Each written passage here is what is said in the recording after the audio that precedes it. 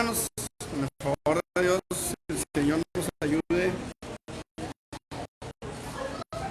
nos ampare, nos hable, nos sacuda, nos haga que se va. Gloria a Dios.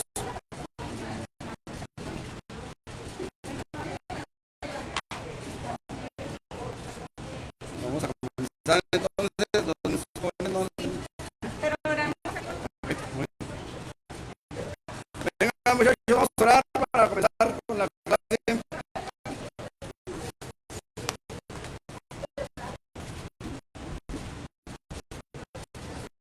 Vamos a orar, que sea glorificado su nombre. Ok, vamos a orar. Padre, en el nombre de Jesús te damos muchas gracias, Señor, por tu misericordia, por tu fidelidad. Gracias por tu gran amor para con nosotros. Gracias por tu fidelidad, Señor. Gracias porque nos permites estar aquí hoy, Señor, para alabar y glorificar tu nombre, para darte muchas gracias, Señor, por tu misericordia. Queremos rogarte en el nombre de Jesús, Señor, que bendigas esta reunión, Señor, que tu Espíritu Santo hable, que tu Espíritu Santo trate con cada joven, con cada señorita, Señor. Que tu Espíritu Santo hable a cada maestro, Señor, y traigas una palabra fresca, una palabra viva a cada uno de nosotros, Señor, en esta escuela dominical, Padre. Que tu nombre sea glorificado también, Señor, en el culto de esta tarde, Señor, que hables a nuestros corazones, que tu Espíritu Santo traiga una palabra viva, fresca, eficaz, Señor, a nuestras vidas. En todo poderoso nombre de Cristo Jesús. Te damos muchas gracias, Señor. Te alabamos, te bendecimos, te exaltamos porque tú eres digno, Señor, en el nombre de Jesús. Amén. Amén.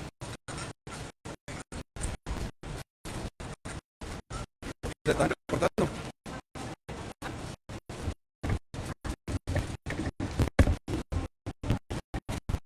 A ver, si hay alguna falla, vamos a ver qué sucede.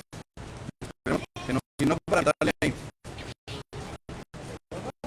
Vamos a ver cómo se escucha, si no, para quitar el micrófono de ahí y ahorita lo ponemos a la hora del culto.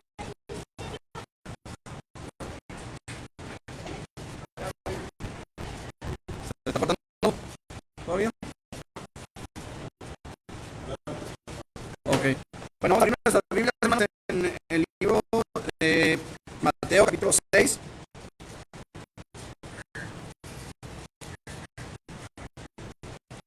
Mateo 6, 10. Sí, si quieres quitarlo, entonces, de ahí. Mateo 6, 10, ¿lo tienen? Dice la palabra del Señor de la siguiente manera. Mateo, capítulo 6, versículo 10. Venga tu reino, hágase tu voluntad, como en el cielo, así también en la tierra. Hágase tu voluntad, como en el cielo, y también en la tierra. A través del internet. Bueno, entonces,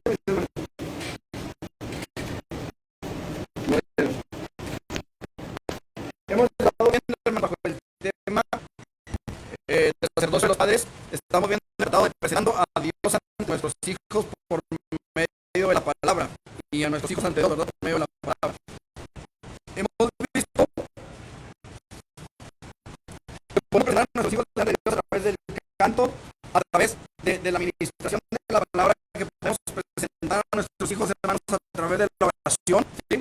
Y en este apartado de la oración hemos visto algunos impedimentos para la oración. ¿Qué cosas nos estorban para la oración? Ya vimos el resentimiento o un espíritu que no perdona, ¿sí? Ya vimos la culpa por pecados presentes o pasados. Cuando hablamos de pecados presentes, hablamos de que ahí hace falta el arrepentimiento, hace falta el dejar aquellos hábitos que todavía ofenden, agreden la santidad de Dios. Pero cuando hablamos de pecados pasados, hablamos quizás de cosas que sucedieron hace mucho tiempo y que el Señor ya perdonó, pero que nosotros todavía nos seguimos sintiendo culpables por eso, ¿sí? Aquí quizás sea conveniente aclarar una cosa, hermano. Hay dos fuentes por las cuales usted puede ser redarguido, por decirlo de alguna manera, ¿sí? O confrontado, por decirlo de otra forma, por un pecado. Ahora bien, ¿cómo sabemos la diferencia cuando es Dios el que nos está redarguyendo o cuando es el diablo el que nos está acusando? ¿Cómo sabemos la diferencia? Bien, qué importante es saber la diferencia.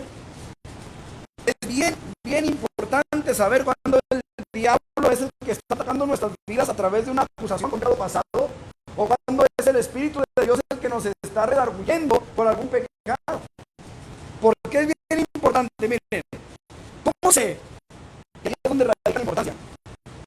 ¿Cómo sé que es el diablo el que me está acusando? ¿O cómo sé que es el Espíritu Santo el que me está redarguyendo? Por el resultado, hermanos. Pues es importante saber, porque en el resultado nos damos cuenta quién es, si es el diablo o es el Espíritu Santo. Cuando el apóstol Pablo escribe a la carta a los Corintios, ¿recuerdan? Escribe 2 cartas. En la primera está el apóstol haciendo un juicio sobre una persona que estaba cometiendo pecado. ¿Recuerdan? En la segunda carta él escribe de una forma diferente. Él dice, al que ustedes perdonan, yo también he perdonado para que el diablo no gane ventaja sobre nosotros. ¿Sí? Pero el apóstol Pablo les escribe a los Corintios y les dice, ya no los quiero contristar por carta, porque si yo los contristo, ¿quién va a ser después el que me consuele a mí? Fíjense bien, la diferencia cuando el diablo acusa o cuando el Espíritu Santo redarguye. Cuando el Espíritu Santo redarguye, lo primero que vas a hacer es correr a tus rodillas, es ir a tu lugar de oración, es ir a buscar a Dios, a buscar el perdón, a buscar la gracia, la misericordia de Dios. Cuando es Satanás el que acusa, vas a salir corriendo y a esconderte detrás de los árboles. ¿Qué hizo Adán? ¿Verdad? Fue y se escondió. Pregunto, ¿se escondió antes de ser llamado por Dios o después de ser llamado por Dios? Antes. ¿Por qué se escondió antes? Descubrió que estaba desnudo. ¿Dónde estuvo ahí la obra del diablo? En hacerle ver su desnudez. ¿No es cierto? Si eres bien mentiroso, ¿a qué vas a la iglesia? Si eres bien esto, ¿para qué te paras? Si eres esto, ¿para qué vas? Eso te enseña en la iglesia. Le está enseñando su desnudez a Adán. Y Adán va a esconder, hermanos, porque estaba siendo acusado por su propia conciencia que Dios puso en cada uno de nosotros. Y es de lo que Dios se vale también para redarguir al ser humano. ¿Me explico? La diferencia cuando es el diablo y cuando es Espíritu Santo, hermanos, está en cómo reaccionamos. ¿Me explico? Así que cuando usted se sienta con ganas de no volver al templo, cuando usted se sienta con ganas de no leer la Biblia, cuando usted se sienta con ganas de no orar o de no ayunar porque se siente pecador, reprenda al diablo, hermano. Si todavía después de reprender al diablo se siente pecador, entonces venga a la rodilla y ya la perdonan al Señor. ¿Por qué? Porque, hermanos, cuando el diablo ataca nuestra conciencia, cuando el diablo ataca nuestra identidad como hijos de Dios, lo primero que vamos a tratar de hacer es escondernos de Dios. ¿Me explico? Alguien dijo alguna vez que este libro, hermanos, nos va a alejar del pecado, o el pecado nos va a alejar de este libro. Igual de la oración, es igual, el pecado te aleja de la oración, o la oración te aleja del pecado, es lo mismo. ¿Me explico? Cuando el diablo viene, lo primero que va a querer hacer es apartarte del rebaño. ¿No dice la Biblia que anda como león rugiente buscando a quien devorar? ¿Cómo actúan los leones? ¿Cómo se mueven los leones? ¿No separan al débil de la manada?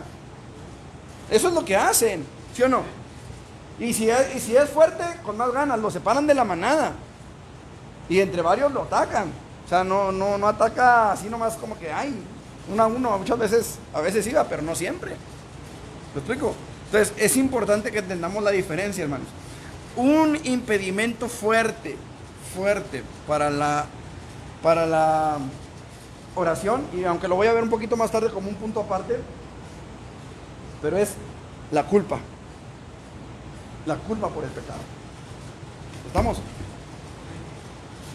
Otra cosa que impide la oración es la duda. Usted puede venir y orar, pero en su corazón, si usted tiene dudas, va a recibir conforme a su fe. ¿Me expliqué? Se dice que había una mujer, yo no sé por qué siempre en esos casos ponen de mujer, a mujeres de ejemplo, ¿verdad? Yo no sé por qué, pero así dice el ejemplo. ¿Será porque los que ponen los ejemplos siempre son hombres, ¿verdad? Yo no sé.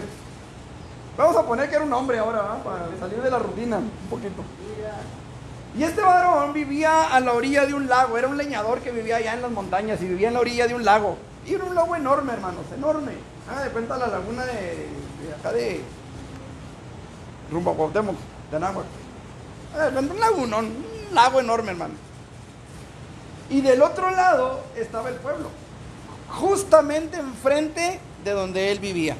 Exactamente enfrente estaba el pueblo, pero él estaba a un lado del lago y el pueblo estaba al otro lado del lago. Y siempre que tenía que ir por mandado, por despensa de herramientas, gasolina, qué sé yo, lo que tuviera que comprar, tenía que rodear el lago para llegar al pueblo donde tenía que comprar las cosas. Entonces era un camino largo y no tenía con qué moverse, tenía que ir a pie. Y un día se acordó que allá en el pueblo, un domingo, el pastor estaba diciendo, ¿verdad?, que si tuvieras fe como un granito de mostaza, tú le dirías a la montaña, muévete, y la montaña se va a mover. Y hasta lo cantaban y le hacían así, ¿verdad?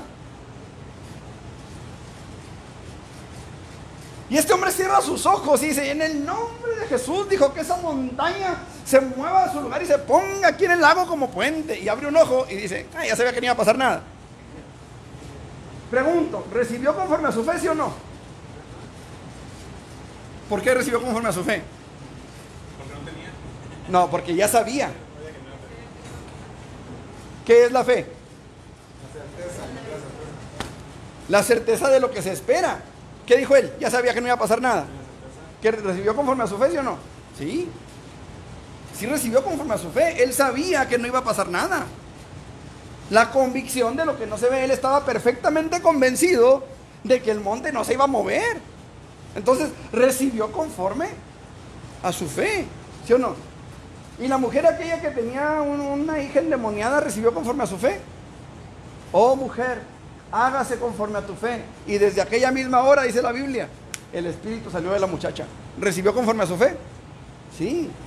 Entonces, aquí el asunto, hermanos, es la duda. Cuando yo tengo dudas respecto a lo que espero de Dios, hermanos, dice la palabra, pero pida con fe, no dudando nada. ¿Por qué? Porque el que duda es semejante a las ondas del mar, que son llevadas de un lado para el otro. ¿Sí? Nubes sin agua, dice también la palabra, que son llevadas arrastradas por el viento. Entonces, la duda, hermanos, es otro impedimento para la oración, ¿sí? Otro impedimento más que ya vimos fue la altivez de corazón. Cuando un corazón es soberbio, cuando una persona es soberbia, que no se humilla delante de Dios. Acuérdense que la palabra del Señor dice que Dios ve a los humildes, dice, los atiende, pero a los altivos, ¿qué dice? Los mira de lejos, ni siquiera se les arrima, hermanos. Entonces, cuando nosotros tenemos un corazón altivo, cuando nosotros tenemos un corazón arrogante, cuando nosotros nos sentimos más que los demás porque nosotros sabemos hacer mejor esto o aquello, hermanos, ahí no hay esa humillación delante de Dios. ¿Se acuerdan que vimos el caso de el fariseo y el publicano? ¿Qué corazón tenía el fariseo? ¿Cómo era el corazón del fariseo? Confiado en sus obras. ¿Qué más? Fíjense, ¿dónde tenía su confianza? ¿En dónde tenía su confianza? O sea, ¿a quién ponía él como ejemplo de honra, de dignidad, hermano? ¿Sí sabemos lo que significa la palabra digno? ¿Sí? Merecedor. Que se lo ganó. O sea, es merecedor, pero no porque sí, es merecedor porque se lo ganó. Por eso Jesús es digno. Porque Él se lo ganó, hermanos, a pulso. ¿Sí o no? Nos creó el universo entero, la tierra y todas las hermosuras que podemos ver en ella, incluido lo que usted ve en el espejo. ¿Sí o no? Digan amén con convicción, hermano, como si creyeran, hombre. Le estoy echando flores y ni así. Bueno, el asunto es que Él creó todo. Y además de que lo creó todo, pagó el precio por todo. Oiga, hermano, qué terrible es eso. O sea, escuché a un predicador el otro día, David se llama, y este hermano estaba diciendo que él pagó su casa 2 veces, hermanos. Nosotros no podemos pagarla una, ya nos anda. 2 veces pagó su casa, hermanos. ¿Y saben por qué la pagó 2 veces? Porque la iglesia dijo que había pagado su casa con dinero de la iglesia. Y para no ser un mal testimonio a la iglesia, pagó el dinero de su casa a la iglesia, aún después de comprobarles que había pagado su casa con dinero propio. Solamente por no ser mal testimonio. El punto aquí es este, hermanos: ¿qué corazón traemos cuando venimos a la presencia de Dios? ¿Qué corazón traemos? ¿Usted cree que Dios conoce nuestros corazones, sí o no? Dice que Él escudriña los corazones. Dice que sus ojos son ojos de fuego. ¿Sí? Que sus ojos son como ojos de fuego. Él todo lo escudriña, todo lo ve, todo lo conoce. Aún antes que la palabra esté en nuestra boca, dijo el salmista, Él ya la conoce toda. Entonces, la altivez de corazón, hermanos, es un impedimento grande para la oración. Yo conozco gente que dice, es que Dios a mí me tiene chiple. Y la verdad usted los ve y dice, no, pues sí, todo tienen. Pero la pregunta es, ¿verdaderamente será bueno eso? Yo tuve un patrón que él siempre era su frase, Dios me tiene chiple. Dios me tiene chiple. Y era una persona, hermanos, que tenía grupos de música, manejaba grupos musicales, tenía mujeres, como usted no tiene idea, tenía una tienda que era donde yo trabajaba. Y un día yo le dije, porque su frase era esa, no, Dios a mí me tiene chiple. Y un día le dije, pues abusado, le dije, porque Dios al que ama, disciplina. Y azota al que recibe por hijo. Y si a ti no te ha azotado, si a ti no te ha disciplinado, entonces no eres hijo, eres bastardo. ¿Se oye ofensivo? ¿Se oye fuerte? Sí, pero es lo que la Biblia dice. ¿Sí o no? O sea, ayer platicando con mi esposa, yo le decía, mija, hay palabras que a veces uno como predicador trata de omitir. Hay palabras que a veces uno como predicador trata de mejor quedárselas calladas. Pero si no las sueltas, a veces el mensaje que quieres transmitir o que Dios quiere transmitir no llega, porque no dijiste la palabra que el Espíritu quería que dijeras. ¿Sí o no? Sucede, hermanos. Cuando llegamos a Urbi, no sé si el hermano, no, ustedes todavía no estaban cuando recién empezamos, ¿verdad? Llegaron ya después. Cuando recién comenzamos en Urbi, hermanos, prediqué un mensaje basado en un texto, no recuerdo ahorita la cita, pero el texto dice, la ley no fue dada para el justo, sino para el fornicario, para el adúltero, para el parricida, para los secuestradores, en fin. Habla de una gama de delincuentes, hermanos. Y cuando estábamos predicando, había dos camionetas blancas, muy bonitas, yo creo que eran del año, que le daban vueltas al parque donde estábamos predicando. Y se nos quedaban viendo con una cara de muy, pero muy pocos amigos y demasiados enemigos. Y se predicó ese mensaje. Y una persona le dijo a mi esposa, le dijo, yo admiro a ese señor que está ahí predicando. Ella no sabía que era mi esposa. Porque de ese mismo parque, de ahí donde él está, dijo, el otro día unos sicarios echaron en corrida a uno que estaba predicando y hasta dejó la guitarra y las bocinas que tenía ahí. Pero si no se predica la palabra tal cual, el mensaje no va a llegar, hermano. Cuando nosotros llegamos a Urbi, hermanos, el parquecito donde predicábamos estaba lleno de jeringas hipodérmicas. Es más, hermanos, ¿usted se acuerda donde estábamos con las bocinitas donde las poníamos en la mesita? Era un kiosquito que estaba ahí, hermanos. Y de repente, hermanos, estábamos ya conectando todo y llegan unos cholos y se suben a la mesita, hermanos, donde poníamos nosotros el amplificador ese. Y se suben y agarran un bulto de ahí de los fierros de la estructura del kiosquito. Agarraron un bulto, se bajaron y se fueron. Y nosotros ya estábamos prácticamente predicando, hermano. Hermanos, de repente empezó a llegar gente al parque. Empezaron a vender cosas, se hizo un tianguis, ahí en el pan, no sé si puede estar el tianguis ese. Cuando llegamos nosotros, hermanos, no había ni un alma en el parque. Es más, ni árboles había.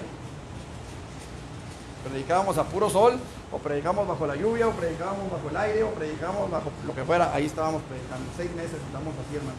Y de repente empieza a llegar gente al parque, empiezan a llegar. Las jeringas empiezan a desaparecerse del parque, hermanos.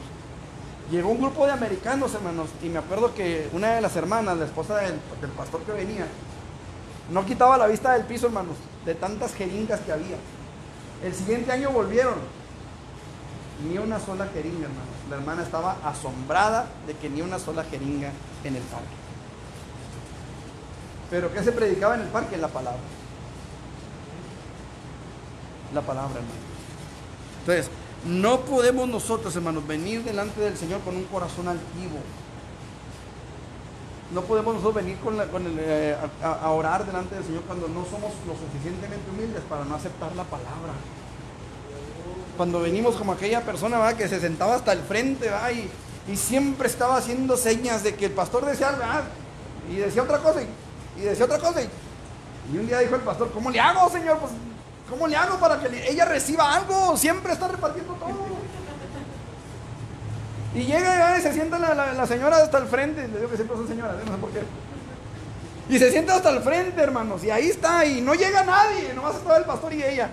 Ni la familia del pastor estaba esa vez. No, dijo: Señor, ¿ahora es cuándo, Señor? Déjate caer. Y empieza el hermano a predicar. Y la señora estaba, pero que se le ramía así las lágrimas, el maquillaje que traía todo chorreado. Bueno, tocadota la señora. Termina el culto, hermano, qué culto se aventó, qué bárbaro, qué mensaje, hermano. Lástima que no vino nadie.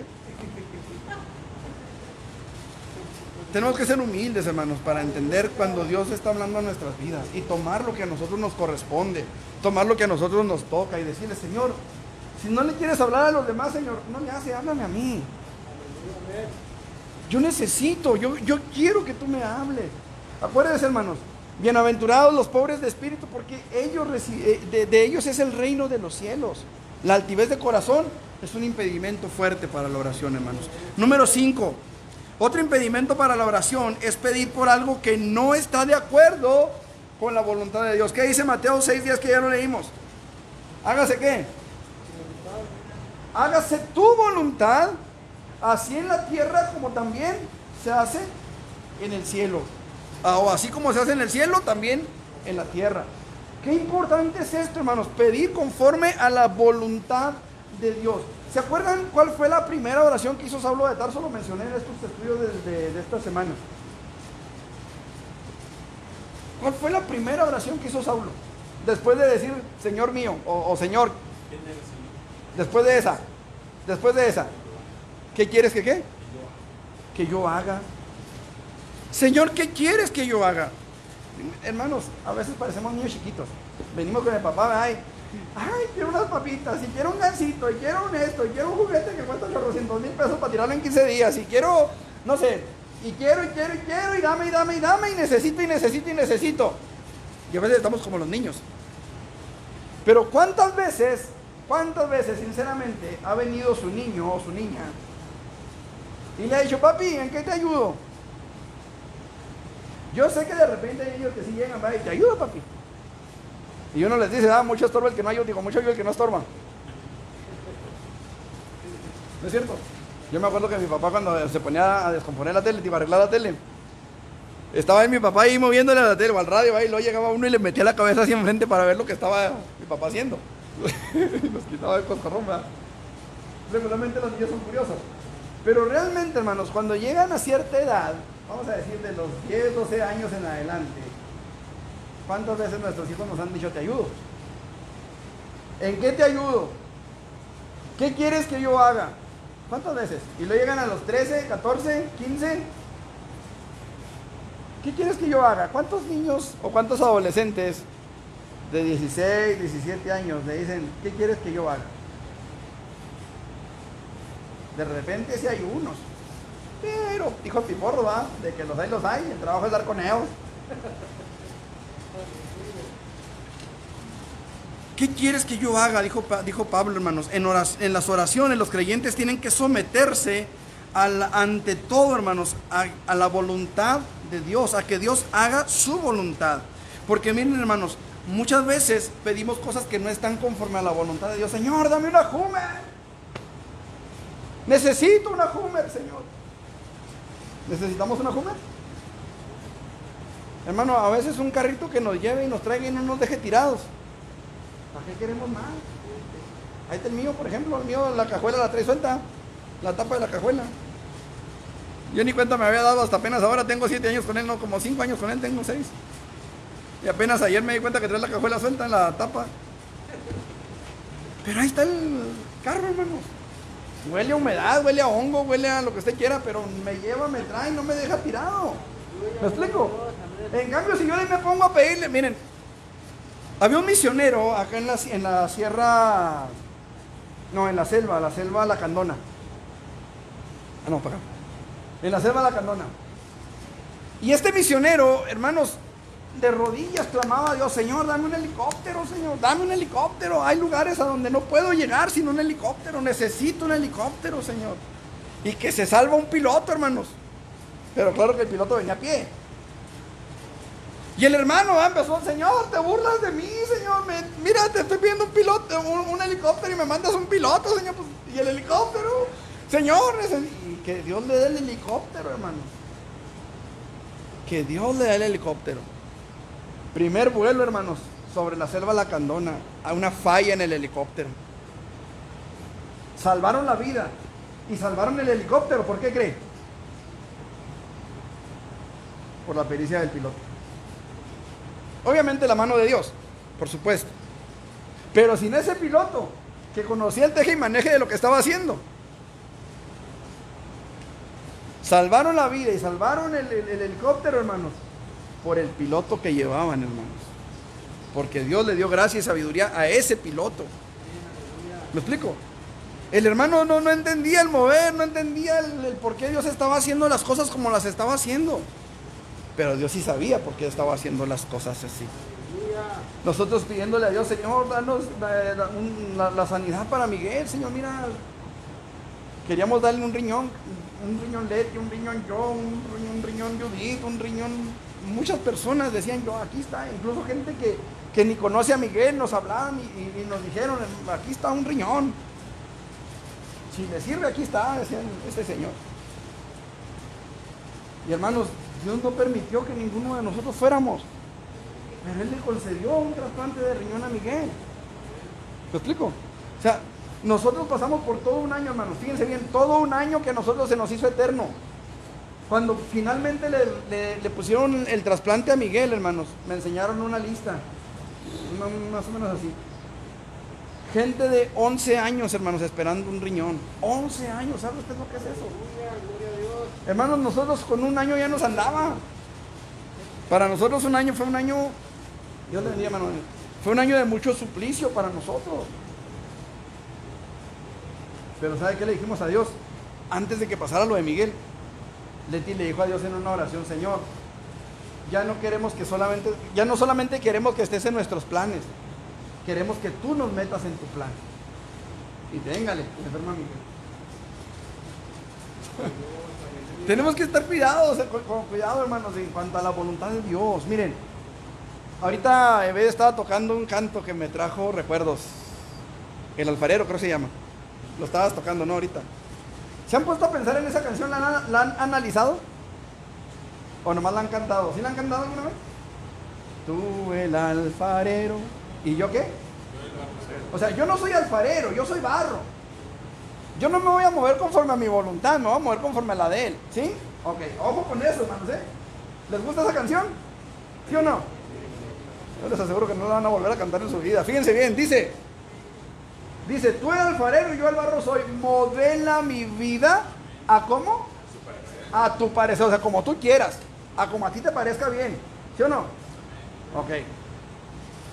Hazme un vaso nuevo, hazme un nuevo ser. Es una petición, hermano.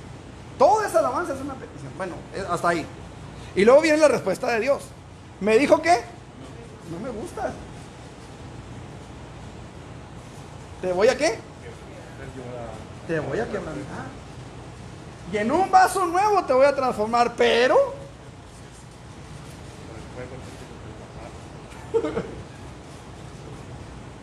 por el fuego, pero en el proceso dice, te voy a hacer llorar. Por el fuego te voy a hacer pasar. ¿Sí lo habían analizado o no? Pues nomás lo cantaban así bien.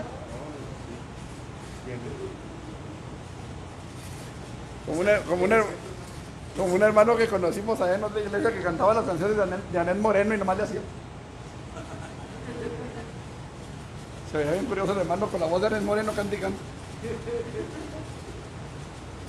En fin. El sujetarse y orar de acuerdo con la voluntad de Dios es una condición básica, hermanos, básica para que las oraciones sean contestadas. En 1 de Juan 3:22, 1 de Juan 3:22, y cualquier cosa que pidiéramos la recibiremos de Él, porque guardamos sus mandamientos y hacemos las cosas que son, ¿qué dice? Agradables delante de Él o agradables a Él.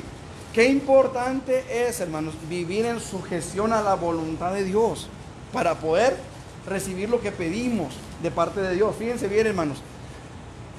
Cuando usted se acerca a su hijo con usted, ¿verdad? Y le dice, mamá, me das para comprar un gansito, pero usted resulta de que ya le había dicho que recogiera sus zapatos, que alzara su cama, que se lavara los dientes y no lo hizo. ¿Con cuánto gusto va usted y le compra el gansito, ah? ¿Qué hace?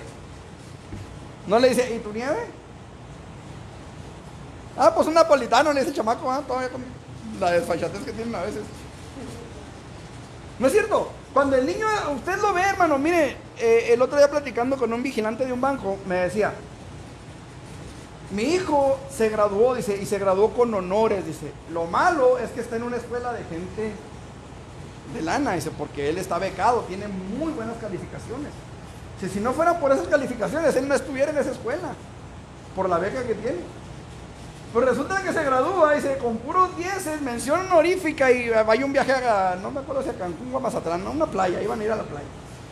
Y me dice mi chamaco, me dice, oye papá, pues cómprame unos guaraches para ir a la playa. Pues no tengo guaraches. No, dijo, pues unas patas de gallo, vaya en García.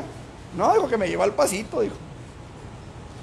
Y que le gustaron unas chanclas y unos guaraches, dice, ¿y cuánto cuestan? Dice, no hombre, estuve a punto de pedir un tanque de oxígeno, dijo, cuando me dijeron el precio de los guaraches.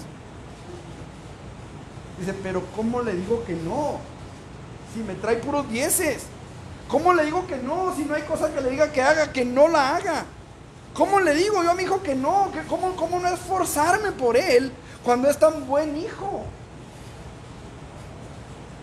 Imagínese a Dios cuando ve al cristiano, hermano. ¿Qué se esfuerza? ¿Qué lucha? ¿Qué? ¿Sí? Ahora, una cosa es vivir conforme a la voluntad de Dios. Eso ya nos da mérito para poder orar, ¿sí? Pero la otra es pedir las cosas que estén conforme a la voluntad de Dios. Muchas veces Dios no responde a nuestras oraciones, hermanos, porque lo que estamos pidiendo no está conforme a su voluntad, ¿sí? Ahora, quiero ser claro en esto. ¿Ustedes creen que sea la voluntad de Dios sanar a un enfermo? Muchas veces sí, pero hay veces que no. ¿Sí me explico? Por eso, hermanos, yo no creo en los decretos. Por eso yo no creo, hermanos, en las declaraciones que a veces gente hace. Yo lo de que usted declare es sano, ¿verdad? Supe de un pastor, hermanos, que este hermano tenía cáncer. No, yo no tengo nada, y yo declaro que no tengo nada, y yo decreto que no tengo nada. ¿De qué se murió? De nada. No tenía nada. No se tomó los medicamentos para el cáncer, no hizo la quimioterapia, no hizo nada, pues se murió de nada. Hermanos, yo no puedo, si de repente, no sé, el hermano Chuy, que Dios no lo quiera, venga, hermano, tengo una enfermedad terminal, hermano. Yo no puedo decirle, yo lo declaro sano en el nombre de Jesús. ¿Por qué? Porque yo no sé Jesús. Yo puedo orar y pedirle a Dios que lo sane en el nombre de Jesús. Y si es la voluntad de Dios, Dios lo sanará. Pero si yo lo declaro sano, y porque yo lo declaré sano, él va y ya no se toma el medicamento y ya deja a los médicos de lado, ¿qué va a pasar con él? Ahora, ¿por qué yo no puedo decretar algo? Porque yo no soy Dios, ¿sí? Cuando Dios decreta algo, ¿quién va a decir lo contrario, hermano? ¿No dice la Biblia que cuando Dios abre, ninguno cierra? ¿Y que cuando Dios cierra, ninguno abre? ¿No dice eso la Biblia? Entonces, para que yo pueda decretar algo, yo tengo que tener más poder que Dios. Para que se cumpla mi decreto sobre la voluntad de Dios. ¿Me estoy explicando? Que cuando declaramos, intentamos aclarar lo que dice la Biblia. Estoy nuevamente mencionando lo que la Biblia dice, pero hay gente que declara en su nombre, es el problema, precisamente dice usted. Sí. Ahora, aquí el asunto es este, hermano. Miren. muchas veces nos gana la emoción. ¿Sí? Nos gana la emoción. Y Dios le bendiga, hermana. Y nos gana el deseo de que se haga algo conforme a la necesidad de la gente. Si queremos que Dios obre, si queremos que Dios se glorifique. Les puse el otro día el ejemplo de Moisés, ¿se acuerdan? Ustedes no se preocupen, hombre, estos egipcios nunca más los van a volver a ver, hombre. Ustedes confíen y van a ver la salvación que Dios va a hacer. Y Dios le habla a Moisés y le dice, hey, ¿por qué clamas a mí? Dile al pueblo que marche. O sea, eran mensajes totalmente distintos, totalmente diferentes. Nosotros, hermanos, necesitamos ver, por ejemplo, en Éxodo 15:26. Creo que es ahí donde habla de Moisés. Éxodo 15:26.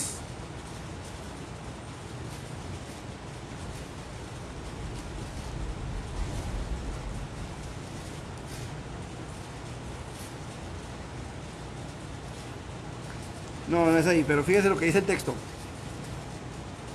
Y dijo, si oyeres atentamente la voz de Jehová tu Dios, e hicieres lo recto delante de sus ojos, y dieres oído a sus mandamientos, y guardares todos sus estatutos, ninguna enfermedad de las que envié a los egipcios te enviaré a ti, porque yo soy Jehová, tu sanador. Repito la pregunta, ¿será voluntad de Dios sanarnos cuando estamos enfermos? A veces sí. Pero a veces Dios quiere pasarnos por un proceso. Y a veces esa enfermedad es lo que Dios va a usar para llevarnos a su presencia. ¿Sí me explico? Entonces nosotros tenemos que aprender a pedir a Dios conforme a su voluntad, conforme a lo que Él espera para nosotros, conforme a los planes que Él tenga para nosotros. ¿Me explico? Repito, aquella oración que hizo mi esposa, ya no queremos que solamente tú estés en nuestros planes, nosotros queremos estar en tu plan. Métenos en tu plan. O sea, no queremos nada más que te involucres en lo nuestro, sino que nosotros queremos involucrarnos en el tuyo. Y nos pasó lo de Miguel. Repito, el alfarero. Ajá. Yo creo que de aquí en adelante, cuando canten otra vez el alfarero, yo creo que la van a pensar 2 veces, ¿verdad? Porque es una petición. Hazme un nuevo ser, hazme a tu imagen, hazme, ¿cómo dice la canción? Hazme un nuevo ser, ¿verdad? A tu parecer. Modela mi vida a tu parecer, a como a ti te parezca. ¿Sí? O sea, es una petición sana, sí, es una petición sana. ¿Sí o no? Una buena petición. Hazme a tu parecer. Sí, nomás que no me gustas, te voy a quebrantar y te voy a pasar por el fuego y te voy a hacer llorar en el proceso. Quiero que aprendas a perdonar. Y quiero que aprendas a perdonar también, dice, ¿verdad? Con el canto, perdóname, Señor Jesús. También, igual. Lo que tengas que hacer, Aquí estoy. Miren, me llama mucho la atención, hermanos. ¿Se acuerdan de aquel hombre que tenía lepra? Marcos 1, ¿qué es? 40 en adelante.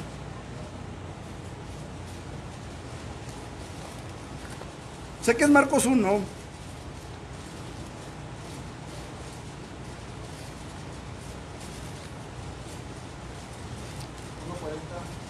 ¿Sí? En adelante. Ok, vamos a ver. Marcos 1, 40. Vino a él un leproso, rogándole e hincada la rodilla. Fíjense cómo le dijo. Fíjense que no le dijo, si puedes limpiarme, límpiame. Le dijo, si tú quieres, puedes limpiarme. Ok. Hay quienes... No, le dijo, si quieres. Fíjense bien, si quieres. Estamos hablando de orar conforme a la voluntad de Dios. Hacer peticiones que estén conforme a su voluntad. Señor, si tú quieres. Ahora, aquí me llama mucho la atención una cosa. Y es la disposición del leproso, ¿no? Fíjense bien. Cuando nosotros leemos este texto, regularmente pensamos que el leproso está pidiendo la sanidad. Sin embargo, yo veo un poquito más allá y veo que el leproso le está diciendo, si tú quieres, yo también quiero. Si tú quieres, yo estoy dispuesto. Si tú quieres, yo me ofrezco para que tu nombre sea glorificado en mí. Es que de hecho es una especie de declaración. Si quieres, puedes. O sea, yo sé. Está declarando su fe. ¿Me explico? Pero no está declarando la sanidad sobre sí mismo. ¿Sí me expliqué? Yo puedo declarar que Dios tiene poder para sanar a quien sea, pero yo no puedo declarar sano a nadie. ¿Me explico? ¿Sabe que mucha gente se ha muerto porque un pastor le dijo que lo declaraba sano? ¿Se acuerdan de Julio Melgar, por ejemplo? ¿Sí? Julio Melgar era un cantante cristiano, pastor cristiano también. Y hubo gente que se atrevió a declarar su sanidad. Otros músicos, por cierto. Todavía hubo una música, una persona, una mujer músico, que fue más allá todavía. Y le dijo a Dios, no aceptamos un no como respuesta. Así, hermano. O sea, imagínense cuánta autoridad, cuánto poder debía tener esta mujer superior a Dios para decirle, no te acepto un no como respuesta. ¿Me cumples o me dejas como estaba?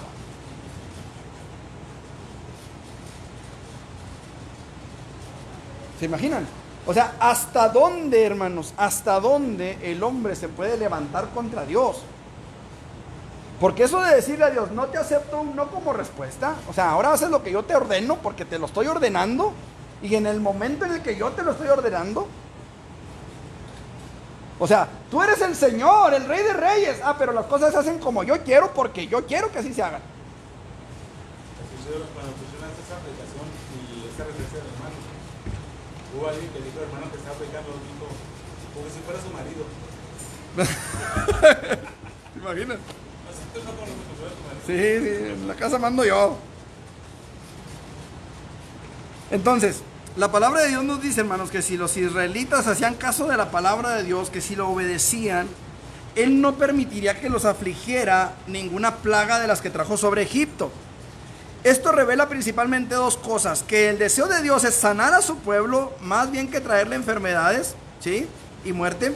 Pero también revela que Dios demanda obediencia a su voluntad, hermanos, a su voluntad revelada en la palabra, directamente a nuestro espíritu o por obrar en nuestras vidas. Dios quiere obediencia, ¿sí? Dios requiere obediencia en la iglesia, ¿sí? Ahora, hay muchas cosas en las que tenemos que ser obedientes en la iglesia, ¿sí? Por ejemplo, seguir la paz y la santidad, sin la cual nadie verá al Señor. ¿Qué debemos hacer? Dos cosas: seguir la paz y seguir la santidad. ¿Por qué? Porque está la orden, está el mandato: sed santos porque yo soy santo. Está la orden, hay que ser obedientes a eso, ¿sí? Hay otros detalles que están en la Biblia, hermanos, que de repente la gente se quiere revelar a eso. Una de las cosas a las que nos revelamos, por ejemplo, ¿qué dice la palabra? No dejando de ¿qué? De congregarse, según algunos tienen por costumbre. Qué fácil es dejar de congregarnos, hermanos. Y a veces cualquier pretexto, cualquier excusa es buena para dejar de congregarnos. Es que el domingo es el único día que tengo para lavar el carro. Y allá estaba adorando, digo, lavando el carro. Es que el domingo es el único día que tengo para hacer esto. Y allá está haciendo aquello, que es el único día que tiene para hacerlo. Pero, hermanos, ¿cuánto tiempo nos estamos en la casa de Dios en domingo? ¿3 horas? ¿4 cuando nos quedamos en el chan? Pero nunca vimos el domingo para buscar a Dios. No. Y sin embargo está el mandato: no dejes de congregarte. Dice el Salmo, mirad cuán bueno y cuán delicioso es habitar los hermanos juntos en armonía. ¿Dónde habitamos juntos y en armonía? Yo los invitaré a todos a mi casa, pero no cabemos. Tú conoces mi casa. No cabemos. Usted ha ido, pero no la conoce por dentro. Usted conoce mi casa también. O sea, los invitaré a todos, hermanos, pero pues tendría que invitarlos a la banqueta, porque ahí en mi casa pues no cabemos todos. Pero dice, mirad cuán bueno y cuán delicioso es habitar los hermanos juntos en armonía. ¿Dónde se hace eso? En el templo. ¿Por qué? Porque ahí envía Jehová bendición y vida eterna. ¿Dónde? En el templo, donde estamos recibiendo palabra. Ya cuando usted se queda al chan y empieza a sacarle la garra al pastor, pues ahí ya no hay bendición, ¿verdad? Pero cuando usted se mete a la presencia de Dios y recibe palabra de Dios, usted está siendo bendecido por Dios en la casa de Dios. Entonces hay obediencia ahí, hermanos. En muchos casos se conoce la voluntad de Dios, porque la voluntad de Dios se revela, como acabo de decir ahorita, a través de la palabra, a través de la Biblia, ¿sí? Cuando nosotros escuchamos un mensaje, escuchamos un sermón, escuchamos un estudio de la palabra de Dios, Dios está hablándonos a través de su palabra, hermanos. Ojo con lo que le quiero decir: no es que el pastor sea infalible o que el pastor sea Dios, pero Dios usa al siervo de Dios para hablar al pueblo de Dios. Y cuando digo al siervo de Dios, me refiero a todo aquel que es usado por Dios con una palabra de parte de Dios. ¿Me explico? Porque yo no sé si de repente la hermana Mari se levanta con una palabra profética y nos habla a la iglesia. Es Dios hablándonos a través de su palabra, a través de la hermana. ¿Me explico? Cuando digo siervo no me refiero solamente al pastor, me refiero a la iglesia de Dios. Porque siervos somos todos. Aquí no hay de que, no, es que el pastor es no. Está que lo bañen, me dicen por ahí. Entonces, se revela a través de un mensaje bíblico. Se revela a través, hermanos, de una visión. Se revela a través de un sueño. Se revela a través de la voz audible de Dios. Se revela a través de quizá un folleto que por ahí alguien nos dio y, pues Dios me está diciendo esto aquí, o sea, a veces así vemos la palabra de Dios. Hay muchas formas en las que podemos recibir la revelación de Dios. A veces prendemos la radio, ¿verdad? Y escuchamos una alabanza. Caray, esta alabanza me está llegando. Dicen que el papá de Marcela Gándara, ahorita no sé cómo anden, ¿verdad? Pero dicen que este hombre se iba a suicidar, hermanos, cuando aquella devaluación de Cedillo, ¿se acuerdan? Este hombre se iba a suicidar. Dicen que iba en la carretera Juárez y prendió el estéreo y escuchó una alabanza de Marcos Witt. Y esa alabanza lo tocó, lo quebrantó en ese momento y él entregó su vida a Jesús. Entonces Dios puede hablarnos a través de muchas formas, a través de muchas maneras, ¿sí? Ahora repito, no sé cómo anden ahorita, ¿va? El problema con Marcos Witt es que está totalmente zafado ya, pero bueno, ya es cosa de él. El asunto es que en ese momento Dios lo usó a través de una alabanza para tocar a aquella persona, ¿sí? Ok. Entonces, podemos estar completamente seguros de que Dios responderá a cualquier petición que de veras se base en las promesas de Dios para nosotros, expresadas en su palabra. Miren bien, Primero de Reyes 18:24.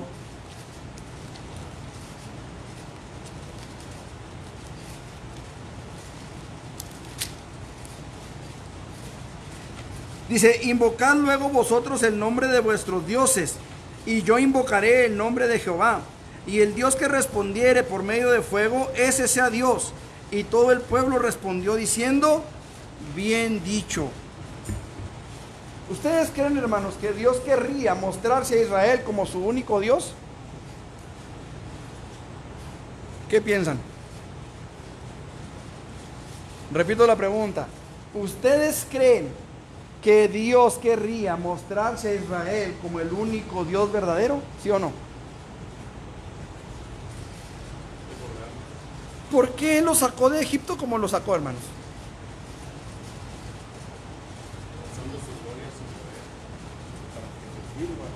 Para que les sirvan, pero no le iban a servir nada porque sí, él tenía que mostrarles su gloria, su poder, tenía que revelarse a sus vidas. ¿Me explico? Entonces, aquí la situación, hermanos, está así. Elías ve que el pueblo se va tras los falsos dioses, se va tras Baal, y dice, decidan a quién van a servir, si a los dioses a los que sirvieron los amorreos, o al Dios que los echó fuera de aquí. ¿A quién van a servir? ¿A Jehová o a quién? Entonces tenían que haber alguna forma de decidir. Tenían ellos que ver la manera de a quién iban a adorar, a quién verdaderamente iban a servir. Entonces Elías, hermanos, hace algo totalmente inédito, hermanos. Algo que jamás se había hecho. Fíjense bien lo que estoy hablando. Jamás se había hecho. Dios ya había hecho descender fuego del cielo, ¿sí o no? ¿En dónde?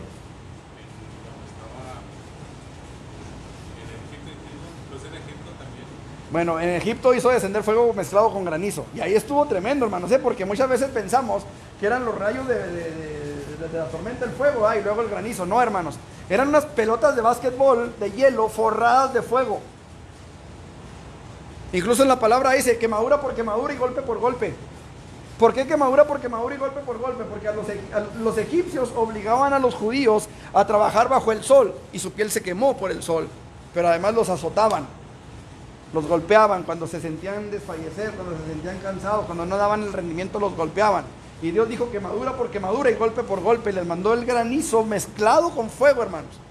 O sea, eran las pelotas de básquetbol de hielo. Imagínense el tamañito del granizo.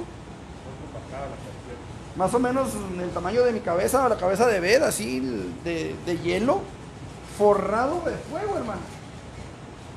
Si aquí con las que nos cayeron acá en Báfara el otro día andan los carros todos abollados y sin vidrios y no sé qué. Imagínense lo que fue eso, hermanos, donde golpeaba el hielo ese, incendiaba, hermanos. Bueno, ahí había hecho descender fuego, pero más específicamente solo fuego. Más adelante, sí lo hizo. ¿Dónde? Bueno, eso fue antes, digo, todavía antes de con Elías. Cuando Josué, no me acuerdo. Bueno, ahí detuvo el sol. Sí, fue el sol también, pero también en una bajada, Hizo llover granizo, bueno. Pero fuego, solo fuego, hermanos. El solo fuego, ¿dónde? Lo estamos viendo en los estudios de los miércoles, hermanos. No me hagan repetir todo el curso desde el principio porque ya tenemos más de un año con ese. ¿No se acuerdan? En el altar del holocausto, hermanos.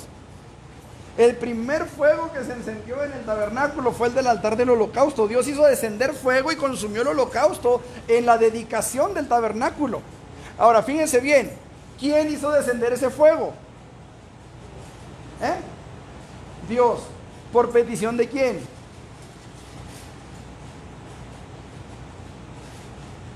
Yo sé que les va a dar una embolia, hermanos, conmigo, pero ni modo. ¿Por petición de quién, hermanos?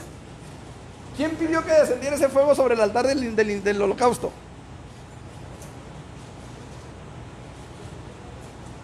Les digo, me espero que les dé una embolia. Moisés, no. No, Abraham ya se había muerto hace muchos años. ¿Quién fue, hermanos? Les digo. Se me hace que les voy a tener que decir, ¿verdad? Nadie. Nadie, hermanos, eso fue por voluntad de Dios exclusivamente. Dios hizo descender fuego sobre el altar del holocausto porque Él quiso hacer descender fuego sobre el altar del holocausto. Ojo con esto, hermanos. Cuando Elías se enfrenta a los 250 profetas de Baal, ahí es Elías quien le dice a Dios: respóndenos, Jehová, respóndenos, Jehová. Pero él había hecho un desafío antes: el Dios que haga descender fuego del cielo. ¿Cómo sabía Elías que Dios podía hacer descender fuego del cielo? Por el tabernáculo.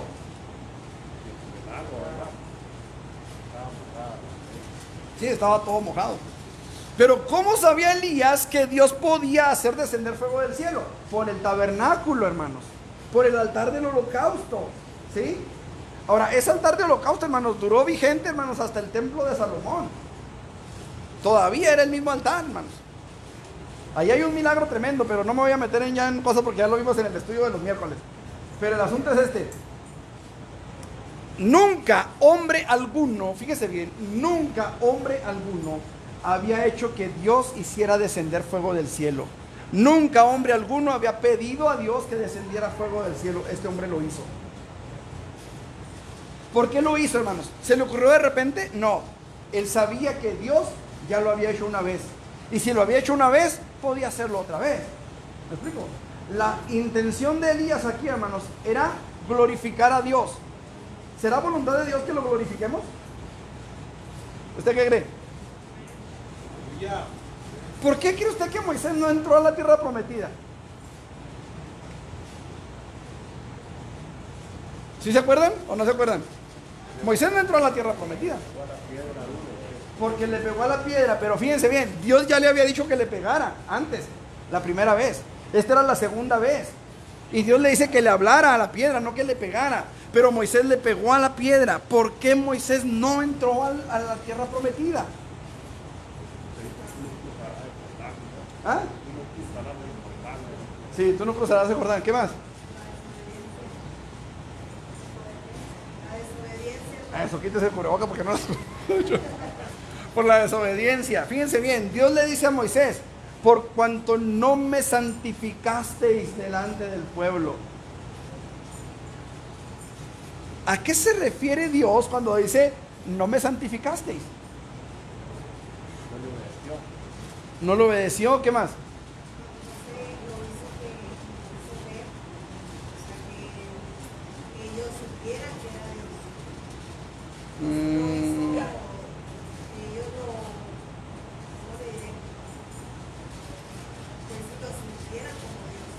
¿A quién? ¿A quién? ¿A Dios o a Moisés? Moisés no lo hizo con el pueblo. Fíjense bien. según el Midrash y según la cábala judía, dicen que Moisés no entró a la tierra prometida porque Moisés, en algún momento sintió que él tenía el poder para hacer las cosas y que el poder no venía de Dios. Por eso Dios le dice, no me santificasteis delante del pueblo. ¿Ah? Había cosas que le ordenaba a Dios, Por orgullo ordenaba a Dios.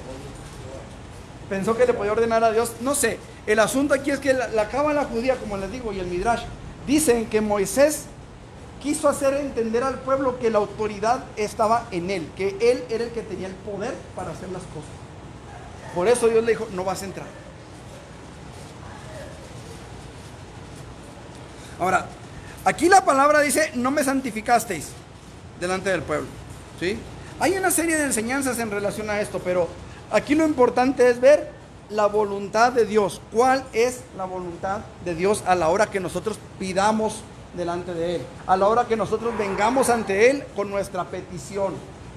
Porque a veces nos aferramos a cosas, hermanos, que Dios no nos quiere dar y que nosotros estamos aferrados a que nos dé. Y hay dos grandes males, ojo, hay dos grandes males que aquejan al ser humano, hermanos. Uno es no alcanzar lo que uno busca, porque nos amargamos. No alcanzar lo que queremos nos amarga, nos hace sentir mal, que no valemos, o que a Dios no le importamos, o que Dios simplemente no nos quiere oír. El otro gran mal que aqueja a la humanidad, hermanos, además de no alcanzar las cosas que queremos, es alcanzar las cosas que queremos. Porque cuando no sabemos manejar lo que Dios nos da, cuando no sabemos manejar las bendiciones que Dios nos trae, hermanos, pueden ser una desgracia para nuestras vidas. ¿Usted cree, hermano, que la lluvia es una bendición, sí o no? ¿Ah? ¿Sí o no? Para el que está preparado, hermanos. Váyase a vivir a un arroyo y luego le pregunto si la lluvia es una bendición. ¿Sí lo explico? O sea, nosotros tenemos que ir, hermanos, conforme a lo que Dios quiere que nosotros tengamos o busquemos. ¿Me explico? Miren, se lo pongo de esta manera. En la antigüedad, los hombres se ahogaron, pero Noé heredó la tierra. ¿Por qué? Porque Noé hizo la voluntad de Dios. Hizo la voluntad de Dios. ¿Sí o no? La gente se reía porque estaba haciendo la cajota esa de zapatos donde metían tantos animales y él mismo con su familia. Pero él heredó la tierra porque él actuó conforme a la voluntad y al propósito de Dios. Entonces, no solamente se debe de orar, hermanos, de acuerdo con la voluntad de Dios, sino que se debe de estar en la voluntad de Dios para que Él oiga y responda. Y Dios va a dar lo que se le pida solamente si se busca primero su reino y su justicia. Esto lo vamos a ver la próxima semana, hermanos. Ahorita ya es hora de prepararnos para el culto. Próxima semana, hermanos, continuamos con este punto número 5 de impedimentos para la oración. Amén. Dios los bendiga, hermanos. Nos vemos con el favor de Dios ahorita en el culto. Los que están ahí en Facebook, por favor, no se descuelguen, no se desmarquen. Ahorita volvemos a comenzar con la transmisión. Dios los bendiga.